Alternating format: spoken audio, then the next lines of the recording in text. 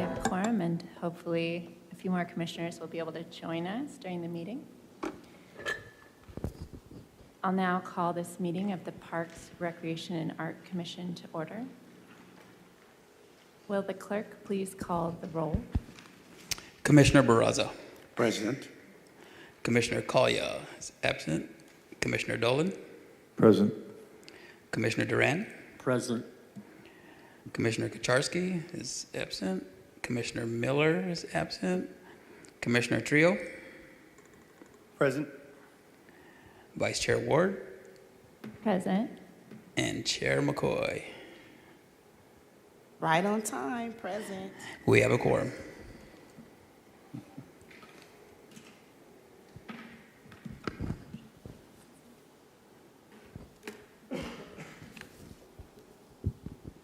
So, here is, Commissioner Collier is absent today. Is there a motion to excuse her absence? So moved. Thank you. Commissioner Dolan, is there a second? I'll second. Thank you. All in favor say aye. Aye. All opposed say no. Motion passes. Commissioner Miller is absent today. Is there a motion to excuse his absence? Motion. So moved.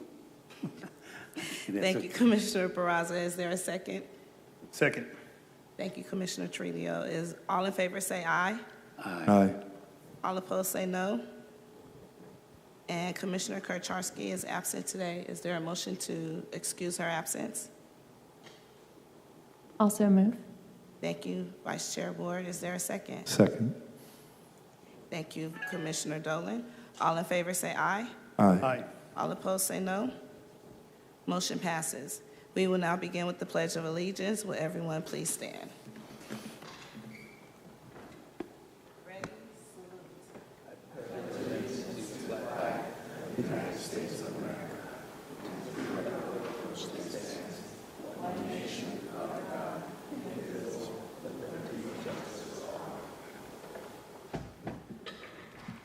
All right, we will start with the approval of the agenda. City Clerk, are there any changes or proposed changes to the agenda? There are no changes. Thank you. Is there a motion to approve the agenda? So moved. Thank you, Commissioner Dolan. Is there a second? Second. Thank you, Commissioner Barraza. All in favor say aye. Aye. All opposed say no. Motion passes. We will now move on to approval of minutes. Are there any changes to the minutes from July 21st, 25? City Clerk? There are no changes. Thank you. Is there a motion to approve the minutes?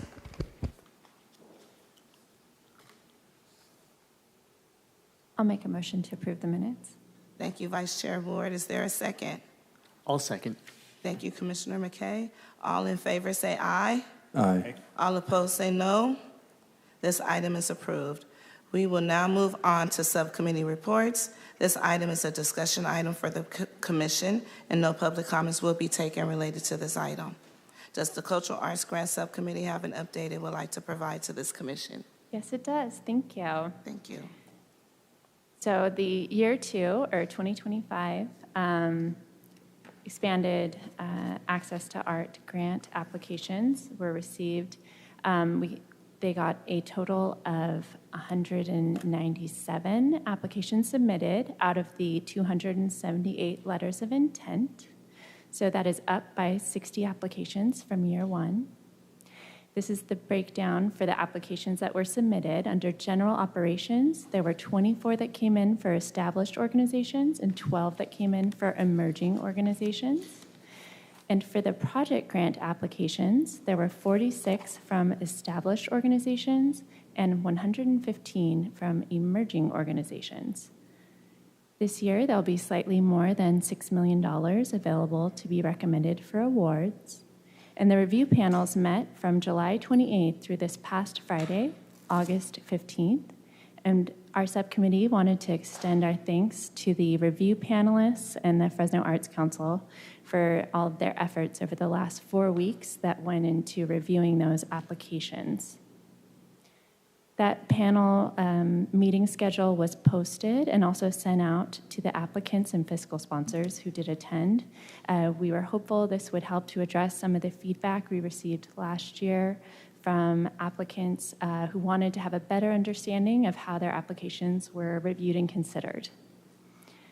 The Cultural Arts Subcommittee will be scheduling a time to meet later this month with the goal to bring recommended grant allocations to the PRAC in September. Thank you. We will now move on to member reports and comments. As a reminder, this is a time for commission members to report anything they feel important for the public or commission to know, but it's not a time for discussion. Commissioner Barraza? I don't have any comments. Thank you. Thank you. Commissioner Duran? No comments. Thank you. Vice Chair Ward? Yeah, I wasn't able to be at the meeting here last month, so I just wanted to extend a congratulations to the city and the community for the opening of Broadway Parquet, which is a lovely asset in central Fresno. And I also wanted to mention that Measure P funded art projects are continuing to happen around the city. And it looks like many of the people who received grant awards in the last year have started the process of planning and scheduling their upcoming events. So we wanted to encourage the community to keep an eye out for those and engage in those art and cultural events. Thank you. Thank you. Commissioner Dolan? No reports or comments. Thank you. Commissioner Trelo? No comments. Thank you. We will now move on to city administration and park staff reports and comments. Does anyone from the administration have any reports or comments for the commission? Good evening. No comments tonight. Thank you. Does anyone from the park staff have any reports or comments for the commission? Thank you, Chair. Aaron Aguirre, Parks Director. In front of you all today, we've given you some literature here. Just wanted to kind of go over what we've provided. You'll see here just some programs that we're proud of and expanding.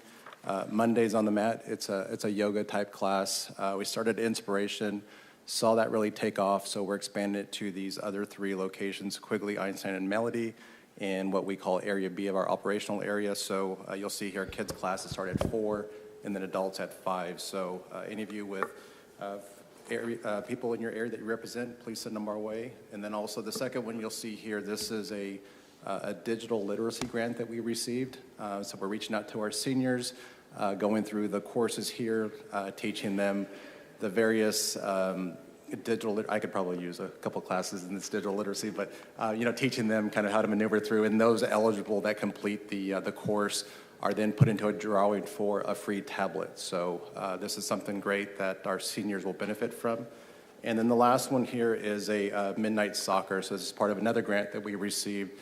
This will be Friday, September 12th from 6 to 12 out at Mosqueda in Southeast Fresno. So again, similar to what we've done with our basketball at Romaine, the midnight basketball, this is now a different sport that we're offering, so this will be for our soccer community. So I encourage you all to spread this amongst your networks and hopefully get the word out.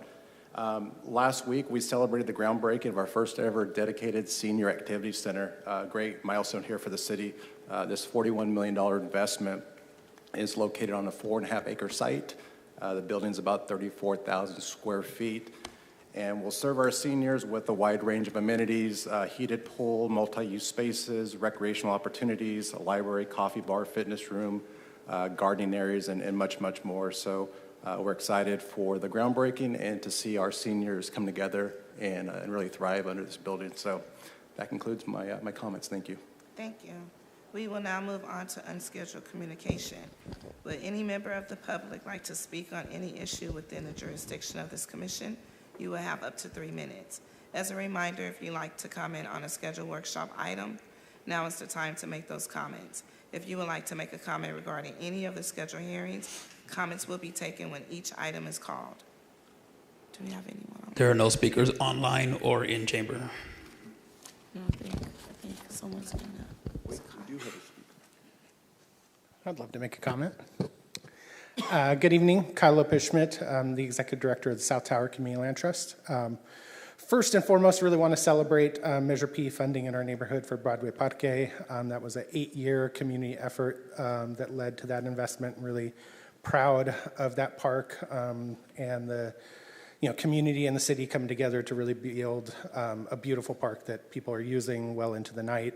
It's well lit, so we really appreciate that. Turning to the arts grants, I started observing some of the process, and I thought it'd be important to share some of that with you now. Our organization was awarded a Measure P grant for a mural last year, and we applied for a new one this year.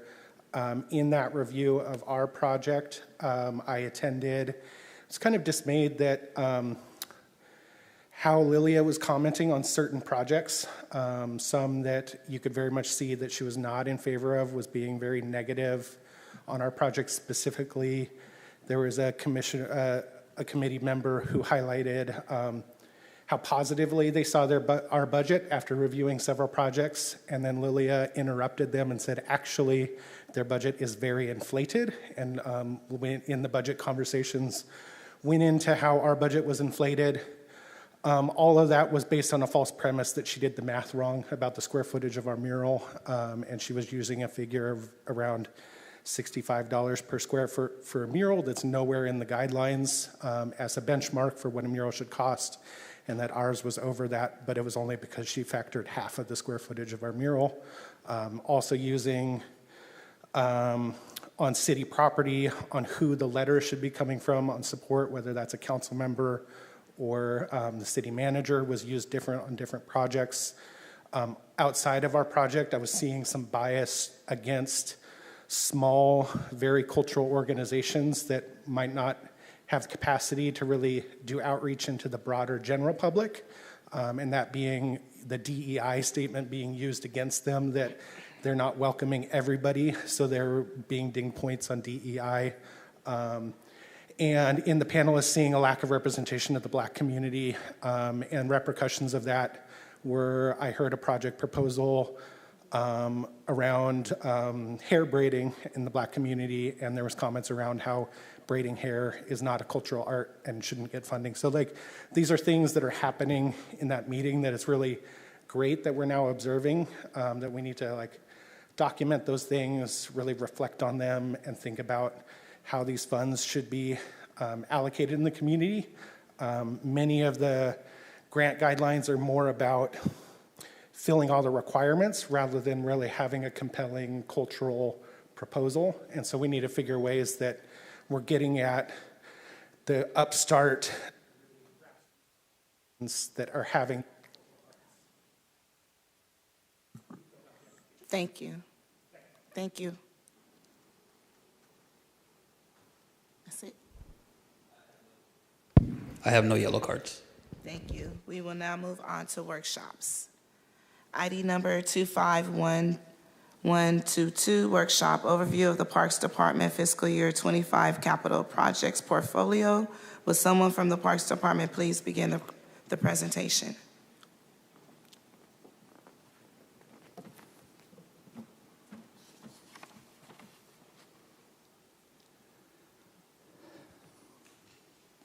All right. Good evening, Chair McCoy and members of the Pratt Commission. I appreciate you taking the time to hear from me. For those of you I haven't met, Commissioner Duran and Commissioner Trio, my name is Joseph Bertali, and I'm a projects administrator excuse me, with the Parks Department. And tonight, if I can, hopefully it doesn't. Okay. Tonight I'll be sharing a final look at the FY25 projects, capital projects that we had, and also providing an update on the projects that are funded to move forward in FY26. So kind of just as we move into our accomplishments, this past fiscal year we had 20 community engagement events. Some of these were ribbon cuttings and groundbreakings, but most were community events to plan designs or ideas for various parks. We completed 22 projects, which you'll see on the following slides. And we had 35 capital improvement projects in construction or pre-construction during this time period. We acquired one new property and awarded 30 construction contracts totaling $61 million, with $13 million of that being funded through Measure P. So kind of just a way to see that we're leveraging, leveraging Measure P dollars to be able to get other funds to work on parks. As we move into our first slide of completed projects, from FY25, I'd like to highlight 2 projects on this slide. Just a few weeks ago, and it's been mentioned several times by several of you, we had a ribbon cutting at Broadway Parquet, a park that includes tot lots, softball safety surfacing, shade structures, picnic tables, a large gathering space, and a green space that also doubles as a kind of amphitheater space with a sort of a stage in that gathering space. So an awesome park. And we also completed the replacement of the Roding tot lots. So at Roding Park, we installed 2 new tot lots, with shade structures and softball safety surfacing. This included picnic tables and new ADA parking stalls for each of those tot lots with ADA path of travel access to get from those parking stalls up to the tot lot. So, and then as we move on, as we continue with FY25 completions, I wanted to highlight the Rotary East pickleball courts, which we were able to install 8 dedicated pickleball courts at Rotary East with sports court lighting to enable play in the evening. The project also included additional benches and trash receptacles, along with trees and landscaping. We also completed the tot lot replacement at Cary Park, and this included softball safety surfacing, new accessible path of travel, and benches. And this project was included, project included a large amount of community effort, which we feel will mean a stronger sense of community pride and ownership in the park. So we had several work days where the community actually came out and helped build parts of the park or parts of the play structure. And as we move into, FY26, I'd like to highlight, first of all, the Dolores Huerta Park. And we had a groundbreaking this past June and expect to be substantially complete with this project that's currently under construction in the early summer of 2026. This park will include, and there's quite a few things that this will include, jogging track throughout the park, fitness equipment, 2 play areas, and softball safety surfacing, splash pad, skate park, small and large dog parks, 2 multi-use courts, which will have futsal and pickleball, restrooms, shaded accessible picnic areas with tables that are accessible as well, site lighting. Basically, this is going to be a pretty amazing park. I'd also like to highlight the park at Milburn Overlook. This park connects to the San Joaquin River Parkway Trail. It will include 14 benches and 10 picnic tables, several binocular stations to be able to see the river below. And we'll be keeping 12 mature trees on site, as well as planting 33 new trees. So this is going to be a really nice spot as well. As we move further into the projects that will be in construction in FY26, I'd like to highlight Les Kimber Park. And this park is currently under construction and should be soon completed. This one includes restrooms, benches, picnic tables, walking trails, a green space, a trail that leads up a hill that will be a wooded overlook, play areas with softball safety surfacing, and a slide coming down that hill. We're also working on a new phase to this project, which will also be using FY26 dollars, and that will include exercise equipment, more trees, and more benches. So we're even adding on to what we're doing right now. And as you can see on this slide, we also have many restrooms that we're working to refurbish at Roding Park, Holmes Park. Just trying to make sure we actually have, Fink White Park, Lafayette Park. So we have quite a few restrooms that we're working to refurbish as well. And then on the last slide, on this slide, so this is also projects that are in FY26, kind of moving forward. We just completed this month, so on the Cary Park hockey rink improvements, and so we have puck boards that were installed in the hockey rink to be able to enable the roller hockey or in that park, and it's kind of professional puck boards around the rink. Another amazing project underway is the Southeast Fresno Sports Complex, which will add 10 acres of park space with natural and synthetic turf fields, with field lighting, play structures with softball, exercise equipment, restrooms, shade and picnic areas, barbecues, along with over 80 trees being planted. So this, just phase one of this park, there's a lot going on there. And we're just months away from starting the radio park renovations, which will include play structures with softball safety surfacing, a splash pad, restrooms, new parking area, a community stage, an art garden, a soccer field, and again, planting over 140 trees. So these renovations and new parks, once completed, will not only provide vibrant new spaces for recreation and community events, but also enhance the quality of life for residents and encourage their sense of community pride. We sincerely appreciate your valuable time and attention today and are grateful for your continued support in bringing these essential projects to fruition. We're happy to answer any questions you may have and welcome your feedback as we move forward. Thank you. Thank you for that presentation. My feedback is I'm happy to see some equipment, exercise equipment at the parks. I'm like, yes, finally, after all these years. But it's good to see that, and I'm glad to see it being done at the new park that's being built in West Fresno. I think that's going to benefit that community very, very well. So thank you guys for that. And there's a lot of improvements going on. Just one question. Any of the parks received any Prop 68 funding? So sorry, go ahead. Oh. I was just going to say the Is it Radio Chair Park? McCoy, we have Radio Park and Dolores Huerta were both recipients of Prop 68. Also, I just wanted to clarify it. Thank you. And that's all for me. Commissioner Barraza, do you have any questions? Yes, thank you. Just a couple of questions. I noticed the completion of that pickleball facility. The question I have, I know during certain times we started incorporating a lot of pickleball facilities. What's the picture of the demand for pickleball, the growth factor? Why is that becoming such a high priority?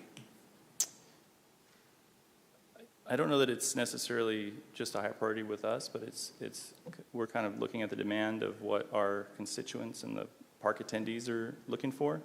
And so that's where I think the pickleball or the emphasis on having several different pickleball courts. This is our first and actually our only pickleball courts that we've installed. We have tennis courts that are striped for tennis, pickleball, futsal, basketball. We're trying to do where we have tennis courts that are existing, striping them for multiple sports so that we're not stuck with just one specific sport.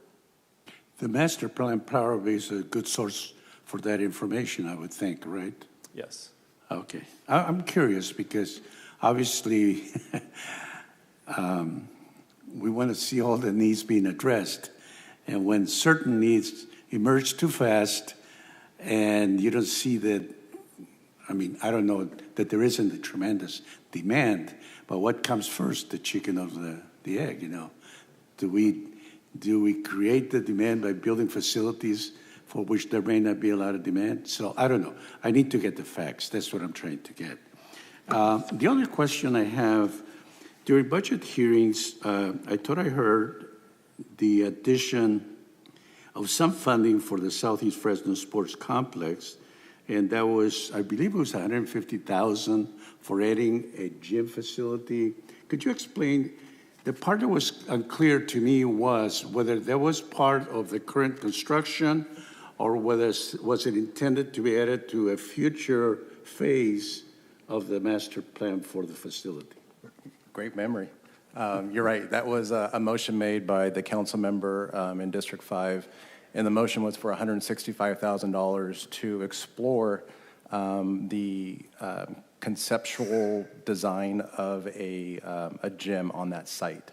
So essentially taking our schematic master plan and seeing where a gym might fit into that. So it will not include construction documents at this point. So it's really kind of a planning exercise at this point where a gym through community outreach would be positioned and what that might look like. So that's what that motion was. That motion will include a couple outreach meetings with the community in and around that park area, and then some elevations of what a gym could look like, a site plan, and some of the amenities that might be considered for that. So really, it's kind of a planning exercise. Great, thank you. I also noticed that there was a senior citizen center, a central center. The part has been confusing to me also is, by building that mega facility in a central place where I'm assuming you're expecting the senior citizens from Southwest, Southeast, and South Central to get on a bus and ride over there. And I hope that in making the feasibility analysis, they looked at the cost associated with transporting people there. But my real question is it a plan down the road not to build any more senior centers in the Sunnyside area, Southeast Fresno, because there are no senior citizen facilities except for the Mosqueda Center. And I said, what's the plan? And that's my question. What's the plan for the future for the decentralized services for senior citizens? So I think, as we've looked at, the master plan, we went back, and that is something that I noticed coming into the Parks Department. We've kind of shifted away from some of those, dedicated facilities. So looking at this new facility, I think the last one built prior to this was, if we look at as a community center, I think it was the center over at Inspiration Park, which was about 2010, I want to say. So about 15 years ago was the last time that was built. I think it's just the expense that was associated with a building of that size. And I think at the time prior to Measure P, staffing those locations and the expense that goes behind that, and the Parks Department at that point not really having that revenue stream to do something like that. So I really think at that point we were kind of maxed out. Not to say we won't go back and look at that, but again, I think we look at a lot of our neighborhoods, and that is something that I've heard from the community. Hey, we don't have a community center. We don't have a gym type of deal. So we look at some of these areas, and again, I think it's just the expense behind it, Commissioner. What is the community looking for? Is it open green space? Is it a gym? I mean, I think all that kind of plays into the overall decision of what we're looking at. Again, the amount of space that something like that takes too, and I think the staffing models, looking at, I guess you could look at, let's say, like a Ted C. Wills, looking at that campus and what it takes to staff that 5 days, just 5 days a week, not even the weekends. It's a good expense. Not to say the community isn't in need of it, but I think all that kind of comes into play, right? And I think a lot of the outreach we do, what is the community looking for in this area, plays a part in what we decide to build or seek. I think that my experience in local government is that we tend to decentralize, and then we have everything centralized, and then when it doesn't work, so I guess we have to decentralize, or just go from one extreme to the other. Another project, I see that capital projects, it's a beautiful investment, and I think all should be proud of what we're investing in our city. It's beautiful. The part that worries me is that we fund projects, and then time goes by, and those places start looking terrible. I was going to say, I wouldn't say a bad word, but very bad. and I'm specifically thinking of Pillow's Park. We reseeded the place 2 times. Go over there and look at all the sand you have in the center of the place. Who's minding the store? Who's maintaining whatever it takes to keep them green? And I know that there's the issue of too much demand. Well, that's why we're hopefully building a lot more soccer fields.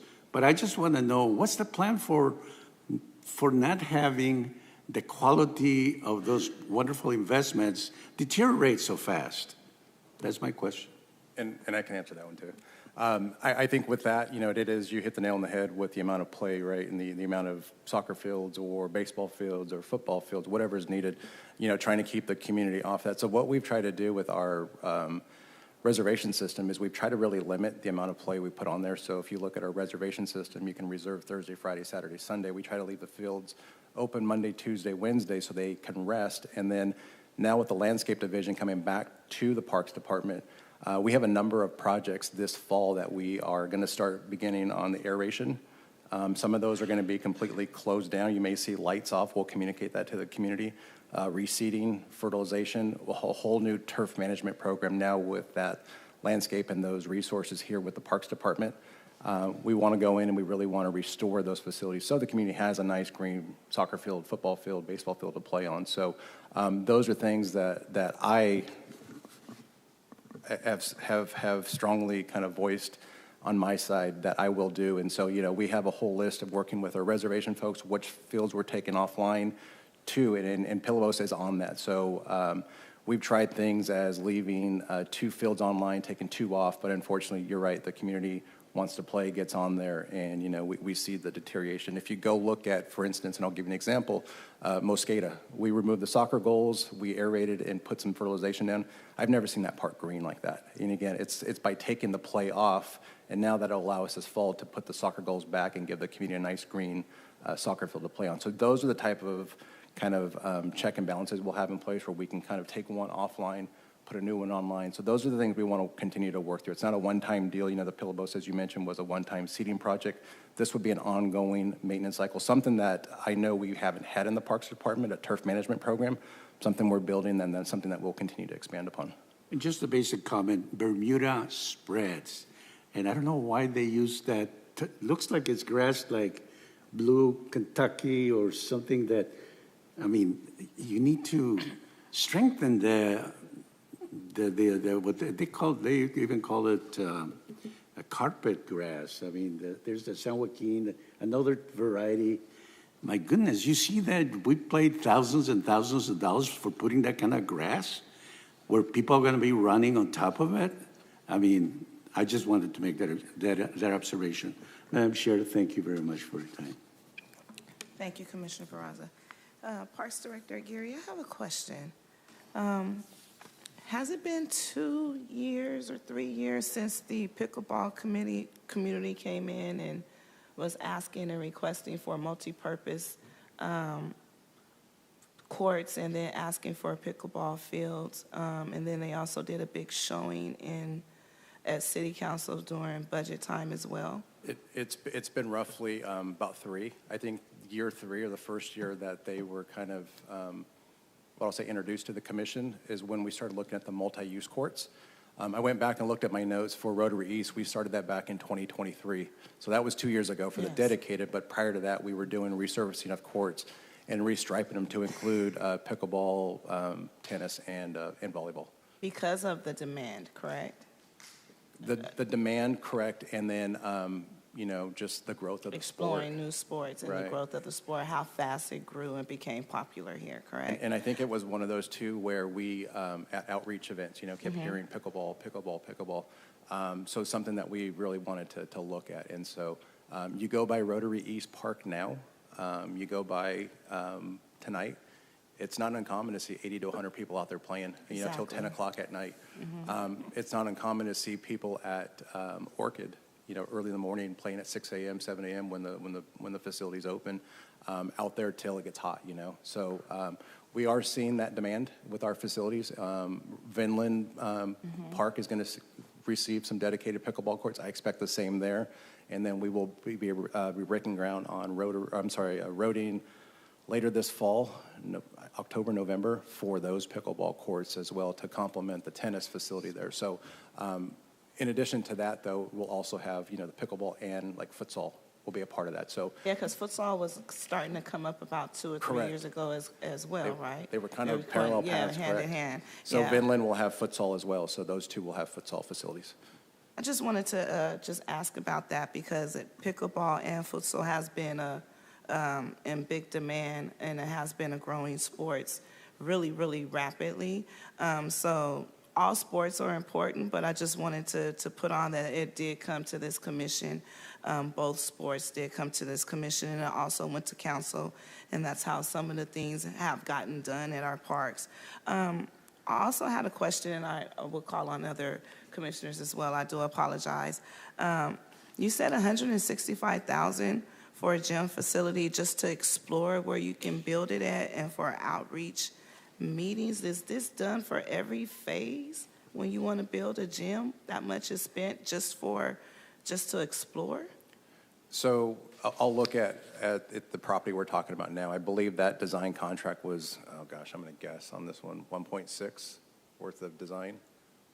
I can get you the exact number, but in that number there alone, you'll see that's where we get into not just the community outreach, we'll get into the conceptual, like the master plan documents, and then that'll get into the actual construction document phase, and that'll get into the bidding phase. So this is a small chunk of that, roughly, I'll just say 10% if it's 1.6, to really go about and, again, conduct the community outreach meetings, do the mailers, do the social media outreach, and then have the staff there to gather the input, kind of crunch that data, and then put something on a board so the community can then look at and say, yes, no, we don't like this, add this. They come back, redesign it, and put it together. And again, I think the 165 was kind of an estimate. The cost may come in less than 165, but that's what the motion was made for, 165. Okay, my head was spinning, but I understand you have to go out for bids to see which bid is better to start the construction. Because if it's like roughly 165,000, maybe adding a little bit more to it, to once you do the design, then you can start the construction process. And then it'll just keep going like that in each phase. Oh, sorry. Go ahead. I would say in some cases that conceptual design phase, what that will allow us to do is we'll go out and seek grants. In some cases, they want to see what your conceptual footprint looks like. How did you get to that? So if you had the community outreach piece of it, think of the Prop 68 grants, that we mentioned. That was the same recipe to get that money, was to go out and have that outreach. So I know some people may look at that money and say it's maybe a waste, but really it is useful for the planning phase and for us to go out and seek additional dollars and potential grant funds. Absolutely. I don't think it's a waste. It's just like I'm trying to figure out how we can kill two birds with one stone in one process, with bringing the design back to the community, and then they're picking and saying yes or no, or making additions or subtractions, and then bam, we go for bidders, bam, is money there to start the construction, and then we start building, right? It seems like we'll get more parks up faster like that if that process was done, instead of having some just sit here with a design phase and no more money allocated to start construction. It seems like we'll get more done if it was done that way, but again, I don't know how that would be feasible or if even possible, but just saying. Thank you. Might want to think about that. Commissioner Duran, do you have any comments regarding this presentation? Yeah, thank you, I do. Two questions for now. Starting out with the Vinland pickleball design project. So I was just wondering, timeline-wise, right, looking at construction or kind of when we might be able to expect that. And then a comment on that one too, having played there, I know the pickleball community there is really looking forward to it. And right now, playing on the shared marking court, it's kind of hard for beginners to actually try and learn, because you have to remember kind of, where it's at, where all the markings are, and that's hard when you're trying to do everything for the first time. So yeah, just wanted to see what comes after the design and then kind of what's next. So that one actually went through, just recently came through council, I believe, in July, I think. But the contract was awarded. We're just now going through the phase of getting insurance and bonding for the contractor underway or approved.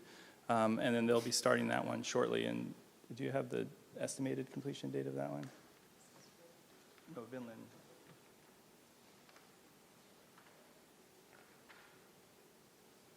And while she's looking that up, so that will include futsal and pickleball courts, kind of. So Chair McCoy, that sort of touches on both of those. Well, Erica's finding that what we've typically found is once we come to council and we award a project, a construction contract, we're seeing about 3 months till the notice to proceed is issued. So as Joseph mentioned, getting contract signed, insurance, and getting through that. And then, of course, most of these contractors have other jobs and trying to line that up. So that's typically 3 to 4 months is what we're seeing once it's awarded by council before we get the notice to proceed and start breaking ground. Gotcha. And that one, we just have it as TBD because we haven't gotten those, haven't gotten the actual notice to proceed date. And so, but I can get that information and kind of what we expect it to be. Okay, thank you. Right And then my last question, for the Camp Fresno, I see the marking that projects with no Measure P funding. So my question would just be for that one, what would be the source of funding for that one? So that one is general funds or general fund funds.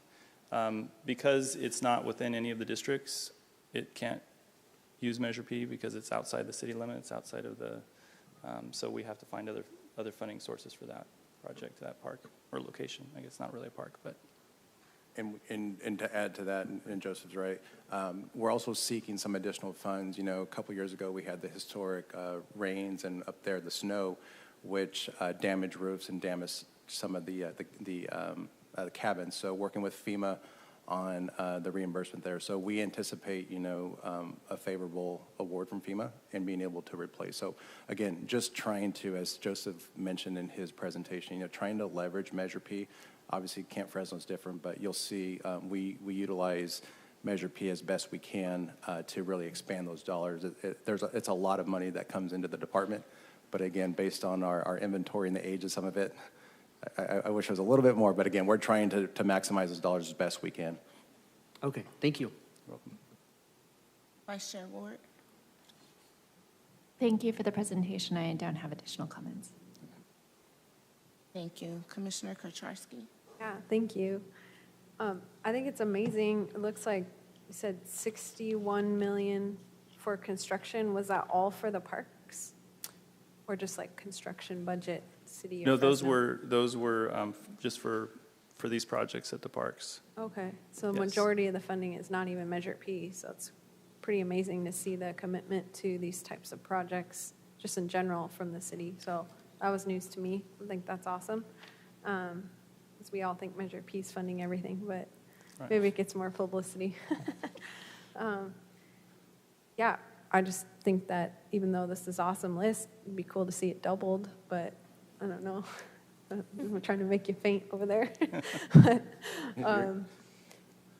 my question comes with that, I guess, is if you were to say, like, do more construction projects, how does that affect, like, the maintenance of these projects? Like, is it they have to grow together, or, I don't know, I'm just They curious definitely would on- have to grow together. Just as every time we add a park, so looking at Broadway Parquet, that is going to be another place that we have to maintain on a daily basis. And so it's just, we have to also plan, and that's kind of from our operations side, we have planning around, each year we have to look at, do we have to hire more people for different areas, or just kind of in general the maintenance of the parks. Yeah, it's important, to be good stewardship, just put something nice out there and then watch it kind of fall apart. So I understand that, adding new things means everything has to kind of rise with it. And I was just curious if you felt like you're keeping up on the maintenance of, newly funded or even past funded projects. Yeah, and I can answer that. Right now, we are, as we continue building some of these, what I'll call specialized amenities, such as splash pads and things of that nature, that requires a lot of attention. Every morning we've got to go and, per the county health, we've got to make sure chlorine levels, it's almost like a pool. You've got those 9 locations plus our 10 city pools, so there's almost 20 locations that we're having to touch. So while we had capacity to take that on, I think future projects, you'll see, we will start looking at that level of maintenance. Are we going to need to add more individuals to that? Same with the mowing operations, we have here, as we add more green space, which is great, how do we take that on? How do we tackle it? Last thing we want to do is bring a new park online and, hey, who's going to maintain this, right? So, we have a couple different options. We have our in-house staff, and then we have a competitively bid contract that has a few local professional landscape vendors that maintain some of our smaller parks. So, how do we do that? And again, looking at cost, and really analyzing, is it cheaper for them to do it versus us? We're great at doing the big parks because we have the big tractors with the big implements in the back that allow us to mow big green space, right?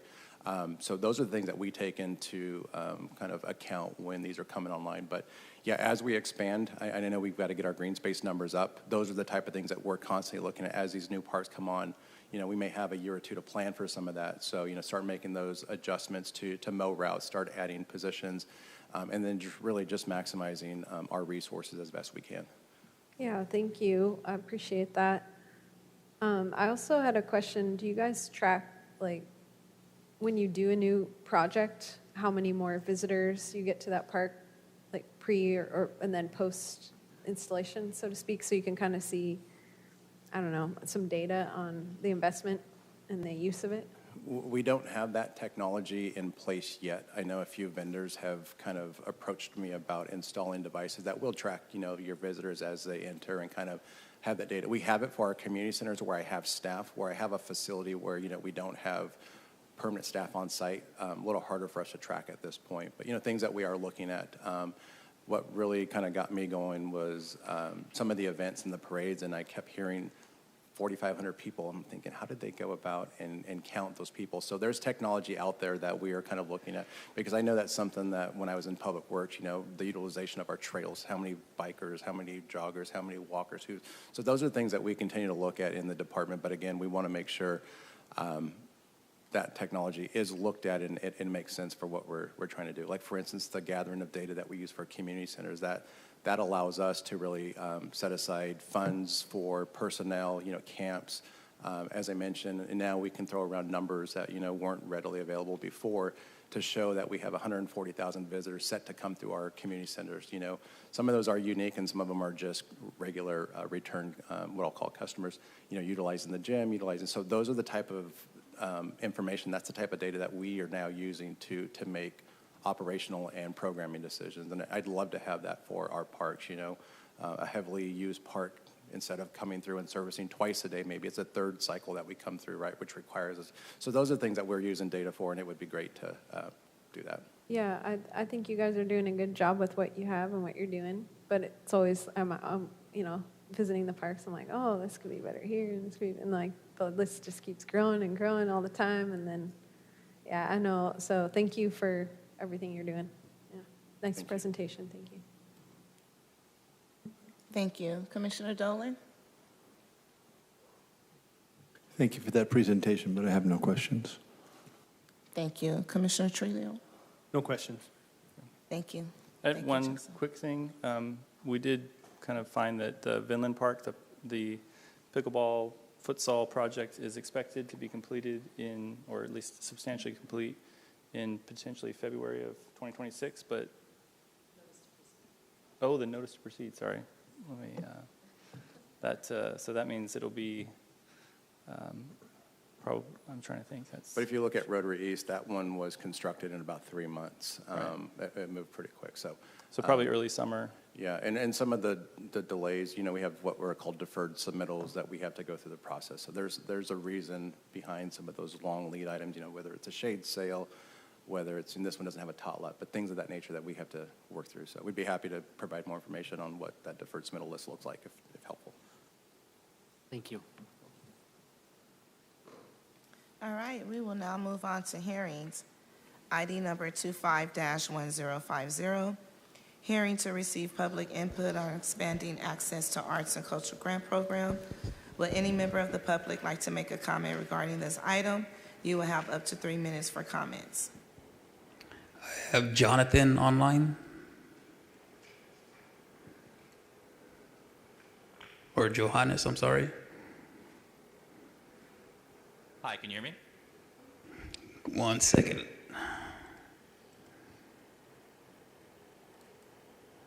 Okay, go ahead. Hi, can you hear me? Yep.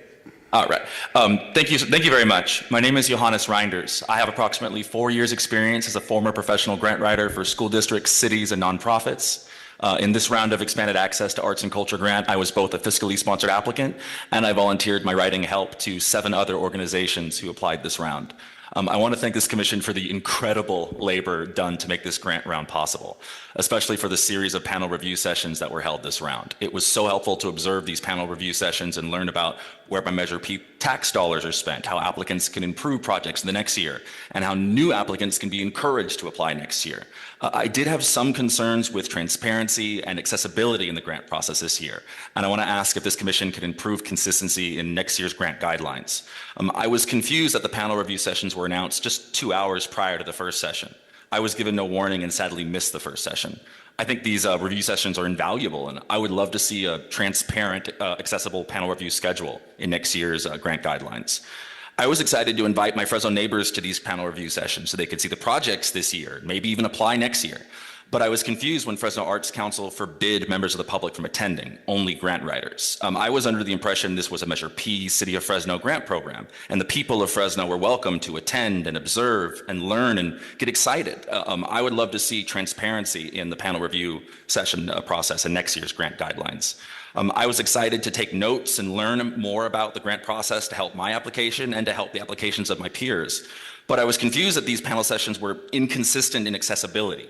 Some of us were told which day our application was scheduled for review, but others were told this information was forbidden. Several sessions were held during 9 to 5 workdays, but we were told that Zoom attendance was forbidden. And then several review panel sessions did have Zoom attendance anyway.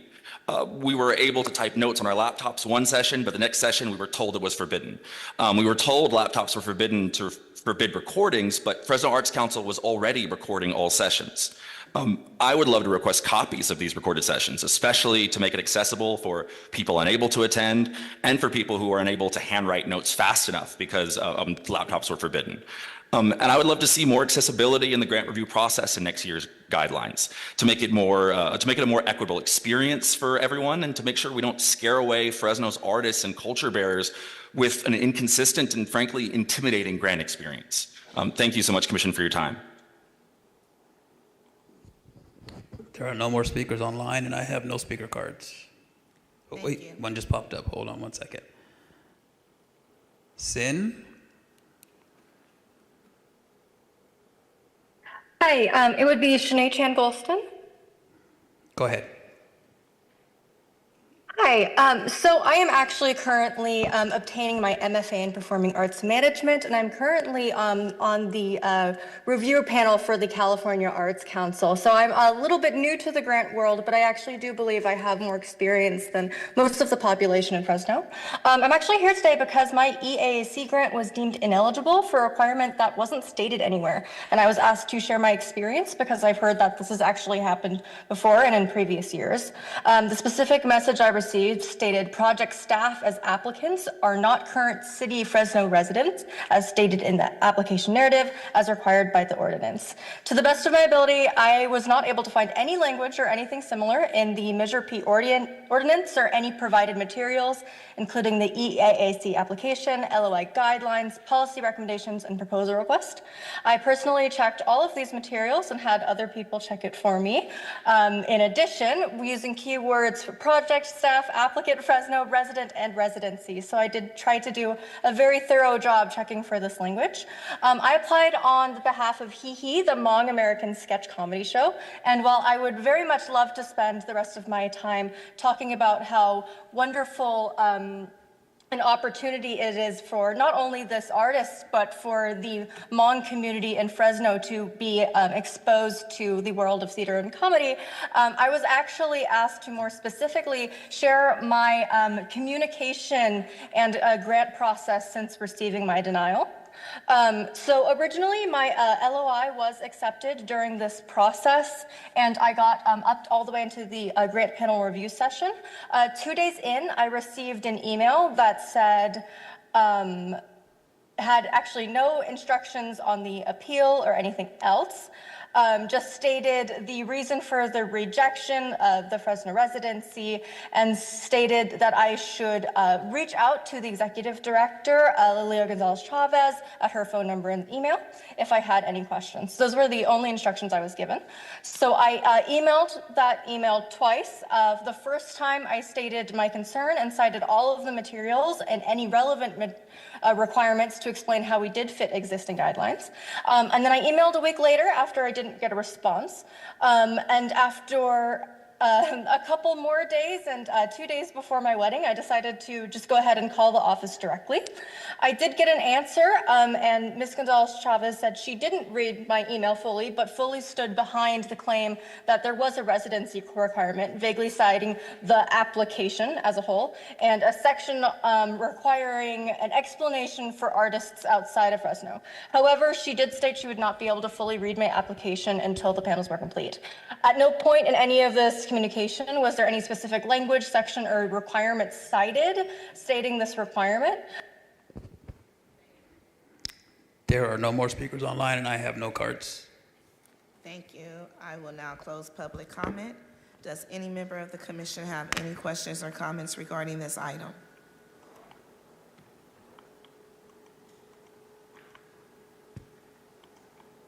All right, I will go ahead and move on to the next hearing. ID number 25-1051, hearing to receive public input on allocations related to Measure P, updates to the Parks Master Plan and Cultural Arts Plan, and annual Parks Department budget and capital improvement plans. Would any member of the public like to make a comment regarding this item? You will have up to 3 minutes for comment. There are no speakers online, and I have no speaker cards. Kyle Lopez-Schmidt, South Tower Community Land Trust. On parks allocations, want to speak to two things.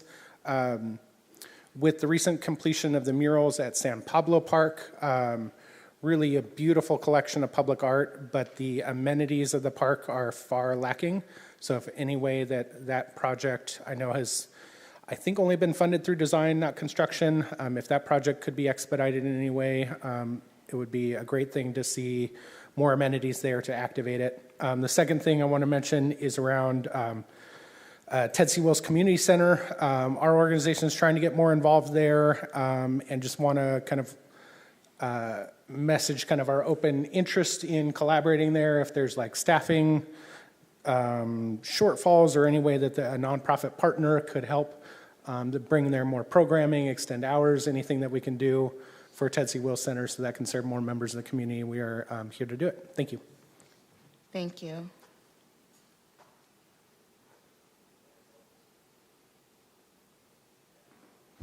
That is all the speakers we have.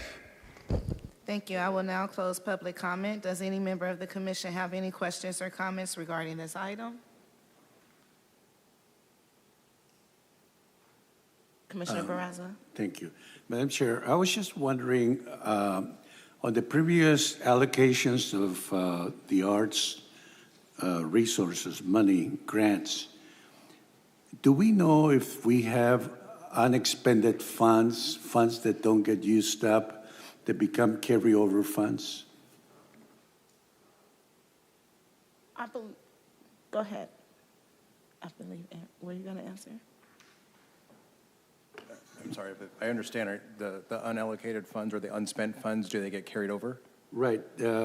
My experience with grants is that because of changes in conditions, some money doesn't get expended. Projects don't get done. By now, we're talking about multi-million dollars. Do we know if there may be some unexpended grants that could probably be put back into a future pot and redistributed again? So if I'm not mistaken, and Vice Chair Ward, correct me if I'm wrong, but I believe the first round of funding, I believe there was some money left over that then got reappropriated to the following grant cycle, which I believe you're working in now. So I think that's probably something you're always going to experience. I don't know if you're going to spend it down to the penny each and every year. So I would anticipate you're going to probably have some carryover each and every year, similar to like our capital budgets, where we have some carryover. So I think this year we did allocate the full amount. We're we're going to bring the budget presentation next month to you all to see what that dollar amount was, just like I presented during the budget cycle. But I think we can work with the Fresno Arts Council and see what that carryover amount was from the last grant cycle. The other observation I wanted to make that I think as one commissioner, I have a lot of interest in looking at where the funds get allocated. By that, I mean, I know there's a provision in the policy that's... Roger, I think we're going to lose quorum. Commissioner Dolan. 1, 2, 3, 4, 5. No, we're not? We have a We're quorum. okay? Okay, I'm just making sure. I was like, please. Thank you. Okay. I was just making the observation that the first time we had the allocation of cultural arts money, we had a concern of where the funds went citywide. And I hope that the Fresno City Arts Council doesn't forget that we need to know. I think there's a provision that we do it by zip codes, I believe it says in the policy. Or the other very simple option is they be broken down by council districts in terms of how the funds were allocated. I mean, that's a question that I, as a commissioner, will be looking for, so that when the reports come next month, that we don't start from scratch and say, oh, we didn't know we had to do this. I'm kind of saying it in advance. Please give us the breakdown. We want all folks in our city benefit, and not just the folks in the north. I'm sorry I had to say that. I think we did ask for that, and we did receive it back after we asked for it, but Vice Chair Ward, who sits on the subcommittee, can answer the question better than me. Oh, I'm sorry.